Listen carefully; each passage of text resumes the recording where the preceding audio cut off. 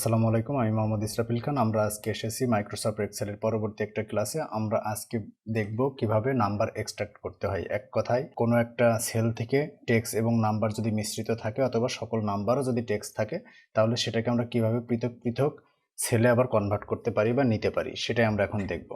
দেখুন, আমরা এখানে প্রোডাক্ট আইডি হিসেবে আমি কোড নিয়েছি এবং প্রোডাক্ট নিয়েছি। প্রোডাক্টের দামটা একসাথে চলে এসেছে। এখন এটাকে আমরা তিনটাতে আলাদা করব। প্রোডাক্ট কোডটা আলাদা করব, প্রোডাক্ট নেমটা আলাদা করব এবং টাকাটা আলাদা করব। চলুন আমরা দেখি কিভাবে আমরা এই বিষয়টা করতে পারি।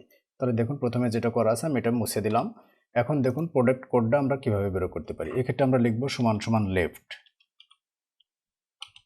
দেখুন, ডবল ক্লিক করলাম, চলে আসছে। এখন দেখুন এখানে বলতেছে টেক্সট। টেক্সট বলতে কোন টেক্সট থেকে নিয়ে আসবো, আমরা এটা থেকে নিয়ে আসবো। কমা দিয়ে দিলাম। এরপর বলছে নাম্বার ক্যারেক্টার, কয়টা ক্যারেক্টার নিব আমরা। তাহলে 3টা নিব, কারণ C01 এই ঘরটাই আমরা নিব। তাহলে আমরা এখানে লিখে দিব 3, তার মানে 3টে ক্যারেক্টার নিব। ইন্টার প্রেস করে দিলাম। দেখুন প্রথম 3টা চলে আসছে। এটাকে আপনি এখন জাস্ট ফিল আন করে দেন, সবগুলা চলে আসবে।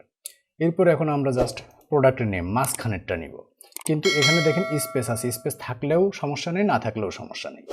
এখন ধরেন স্পেস আছে, সেক্ষেত্রে আমরা কিভাবে মিডিলের এই নামটা নিতে পারি। এর জন্য আমরা লিখব সমান সমান মিড।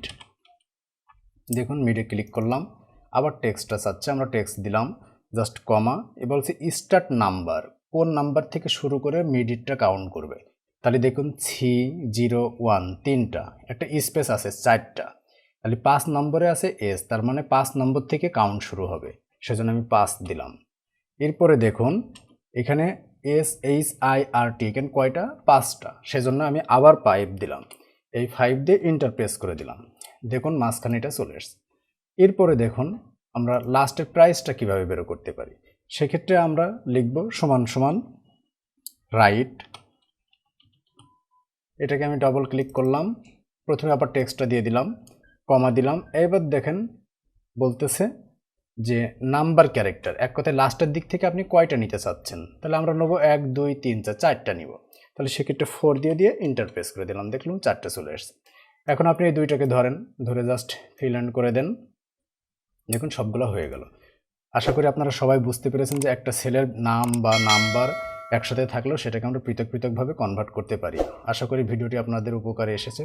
যদি ভিডিওটি ভালো লাগে অবশ্যই লাইক, কমেন্টস এবং সাবস্ক্রাইব করবেন। ফেসবুক থেকে দেখে থাকলে অবশ্যই ফলো বাটনে ক্লিক করবেন। ধন্যবাদ সবাইকে। আসসালামু আলাইকুম।